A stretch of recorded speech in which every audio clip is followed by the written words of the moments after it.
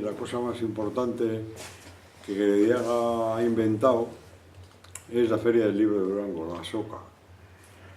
Y la SOCA, cuando empezó, éramos 4 gatos. Yo me acuerdo que solía estar los del pueblo de Durango, atendíamos los stands. Las editoriales mandaban los libros y nosotros yo me acuerdo que siempre me tocaba atender el stand de la librería Villar, de Bilbao.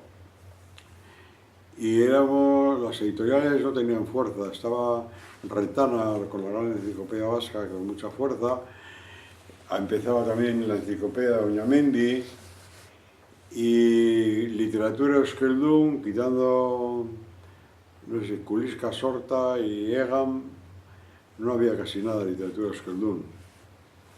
Algo del Padre Onaindia y fuera de contar. Y ahí empezó la primera editorial seria de literatura euskaldun, que fue la editorial Lur, que estaba Gabriel Aresti. Lur estaba mal vista por los bienpensantes, digamos, porque decían que detrás del Lur estaba el PC o algo así. Cosa que no me lo creo, pero bueno, habría algún elemento que era del PC, pero